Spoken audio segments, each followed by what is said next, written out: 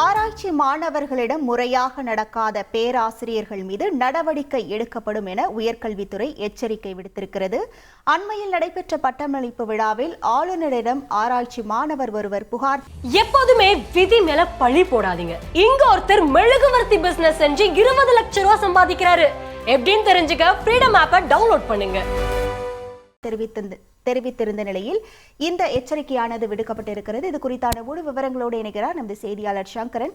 வணக்கம் சங்கரன். உயர்கல்வித்துறையின் சுற்றறிக்கையில் வேறு என்னென்ன விஷயங்கள் குறிப்பிடப்பட்டிருக்கிறது? முழு விவரங்கள் என்ன? வணக்கம்.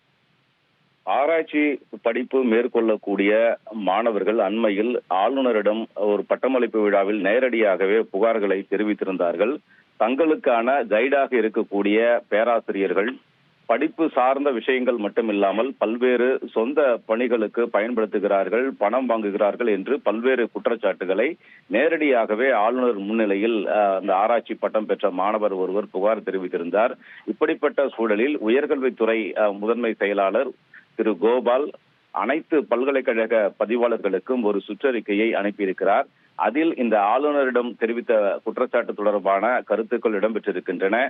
PhD மேற்கொள்ளக்கூடிய மாணவர்களுக்கு கைடாக இருக்கக்கூடிய பேராசிரியர்கள் மாணவர்களிடம் கல்வி சார்ந்த பணிகளை தவிர வேறு விவகாரங்களில் அவர்களை பயன்படுத்தக்கூடாது, அவர்களை தொடர்பு கொள்ளக்கூடாது. இது போன்ற சொந்த விஷயங்களுக்காக மாணவர்களை கட்டாயப்படுத்தினாலோ பயன்படுத்தினாலோ வேறு விவகாரங்களில் மாணவர்களை சம்பந்தப்படுத்தினாலோ அவர்கள் மீது கடுமையான நடவடிக்கை எடுக்கப்படும், துறை சார்ந்த நடவடிக்கைகள் எல்லாம் எடுக்கப்படும் என்றும் அந்த சுற்றறிக்கையில் உயர்கல்வித்துறை செயலாளர் எச்சரிக்கை விடுத்திருக்கிறார். இந்த சுற்றறிக்கையானது அனைத்து பல்கலைக்கழக பதிவாளர்களுக்கும் அனுப்பப்பட்டிருக்கிறது. ஆளுநரிடம் தெரிவிக்கப்பட்ட புகாரை தொடர்ந்து தற்போது இந்த அதிரடியான நடவடிக்கையை உயர்கல்வித்துறை எடுத்திருக்கிறது.